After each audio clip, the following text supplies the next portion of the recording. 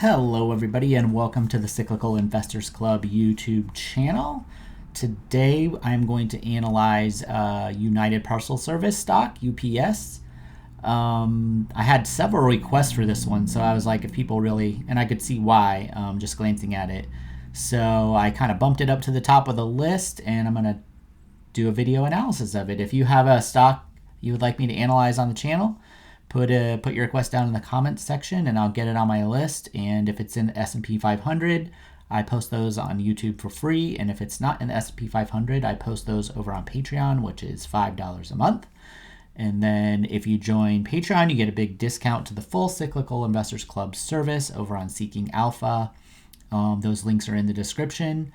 If you're not interested in Patreon, you can just click the direct link to Seeking Alpha in the Cyclical Investors Club and just go directly there down in the comments. And there I have all the spreadsheets you see me using here. I have several strategies that I use, portfolio that I've been tracking for about 5 years now and building over time.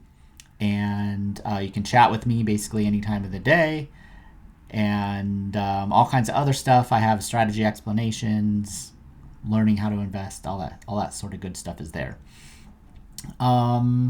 So let's get into UPS stock. As always, this is not individual investing advice. This is just how I analyze stocks.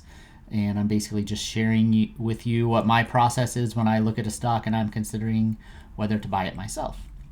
I don't have buy ratings on stocks unless I actually own the stock. So you're going to see fewer buy ratings from me than probably any other stock analyst anywhere. That's not a bear, right? That's not like a perma bear.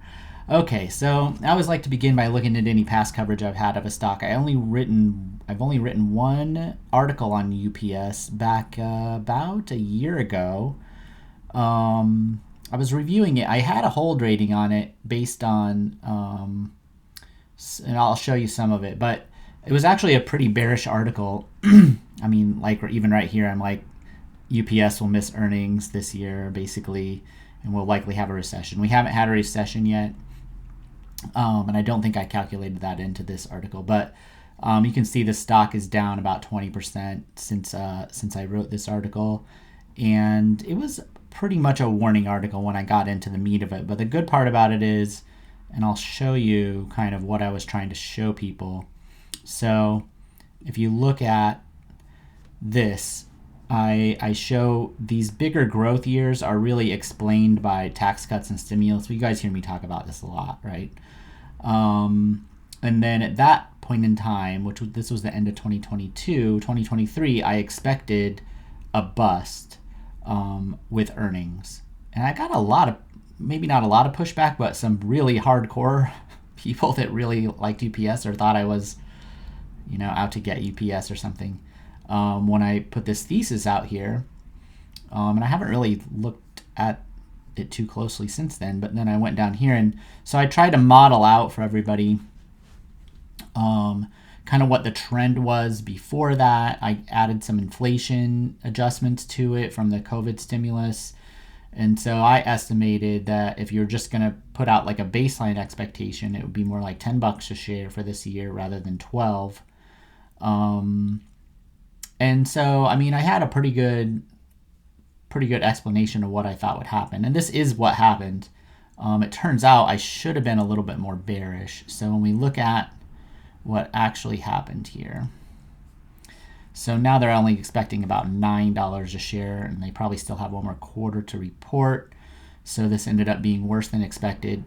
One thing I would say after I thought about this a little bit when I was looking over it was, even though the whole economy isn't in a recession, the goods economy, which is what UPS delivers, is in a recession.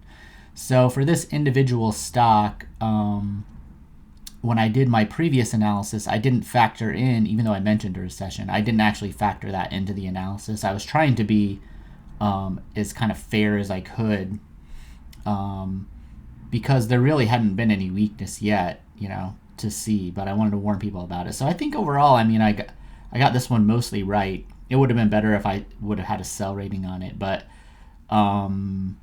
there was never any guarantee. I mean, it was basically hard to estimate like what this would have ended up coming out as. I redid this projection as I was preparing for this video, and I didn't have the inflation. I forgot that I had added the inflation number. So without the inflation, it was like 839. So I would consider this kind of like a recessionary, a goods. It could get deeper next year still, but in terms of like the goods economy, we should kind of think of this as like a recession. The beginning, I would say, the beginning stages of recession, or so far maybe just a mild recession for UPS in particular. So that's my review of what happened, and I think I got this one again. I wish I would have had a sell rating probably, but I got enough pushback for my hold rating at the time. But the dynamics are coming out, and we can just look at this now when you zoom out and see, oh, well, that kind of makes sense, right? The one thing, so now that we've looked at what I've talked about in the past, I want to examine the earnings cyclicality. So this is right on the borderline of like a deep cyclical stock. Usually 50% is kind of my marker, and this is maybe like combined like 45% or something like that decline from the peak. So it's pretty close to a deep cyclical, but I think as long as you take into account that earnings can have a couple down years. So we had one so far, basically coming off the stimulus boom. I think investors should count on another one for UPS because we had two last time. That would probably be my base case. Like it needs one more year of negative or flat or just down earnings. And then after that, I think it's kind of like a question mark. So that would kind of be the framework of looking what's happened in the past.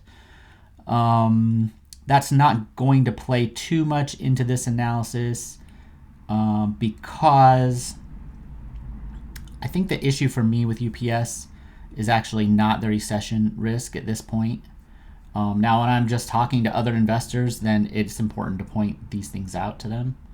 But for me, I like to have one of the primary reasons, or maybe the primary reason, I'm trying to shrink this so I can see each year here. There we go.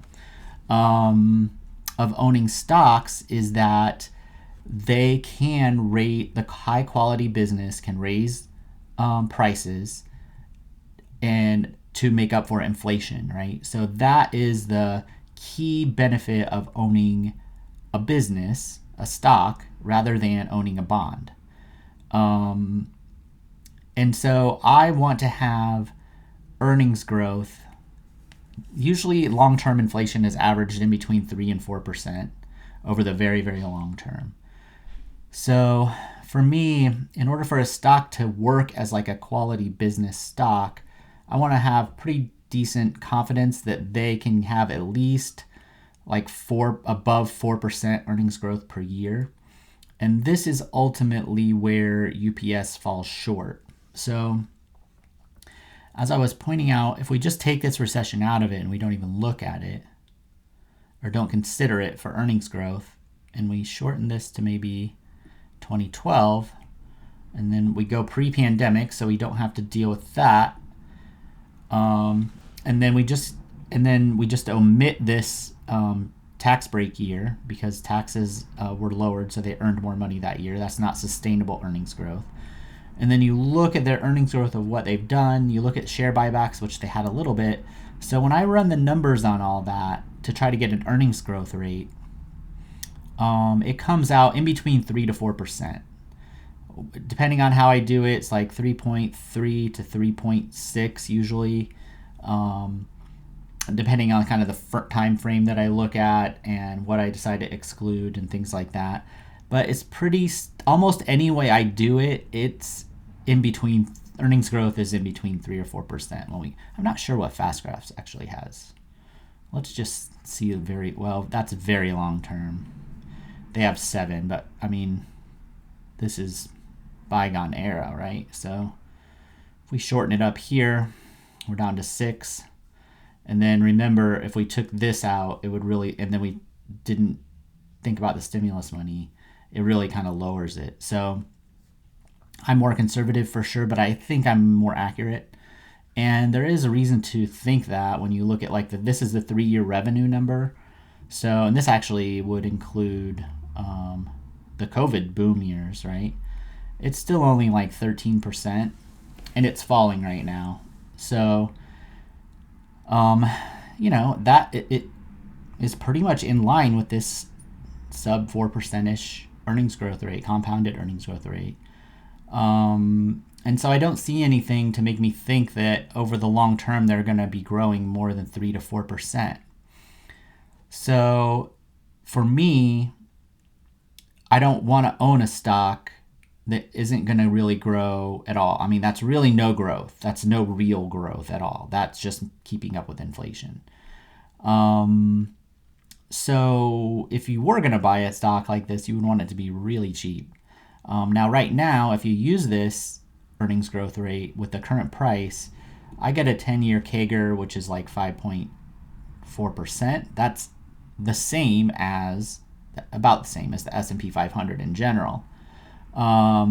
So you can think about this like, okay, it's valued using this growth rate, the same as the S&P 500 in terms of valuation and expected forward returns, but it really doesn't have a lot of growth prospect at all. If anything, it probably has more danger of negative growth than it does positive growth. So when you could go and just pick a stock you're pretty sure you know is going to be able to grow, I don't know, Alphabet or something, you could pick one of the Magnificent Seven that's not crazy overvalued, where you know they have the power to pass on inflation for sure, and then growth on top of that probably.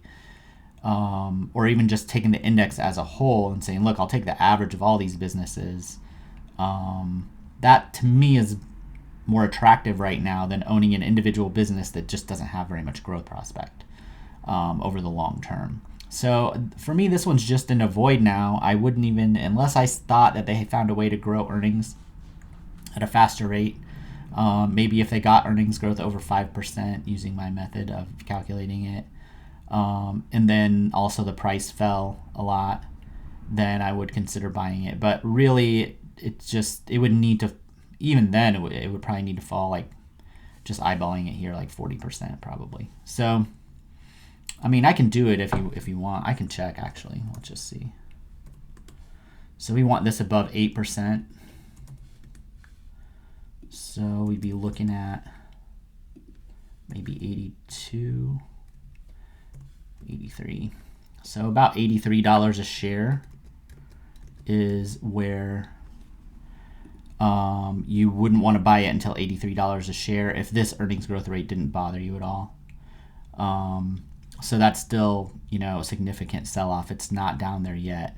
I don't know if I would sell it if I owned it. Again, it's always kind of on the borderline. It's just kind of a nothing special about it to own it, really. So maybe if I found something else, if I had it in my portfolio already, you could hold it and wait until you found something else to buy. But cash yields 5.4% right now.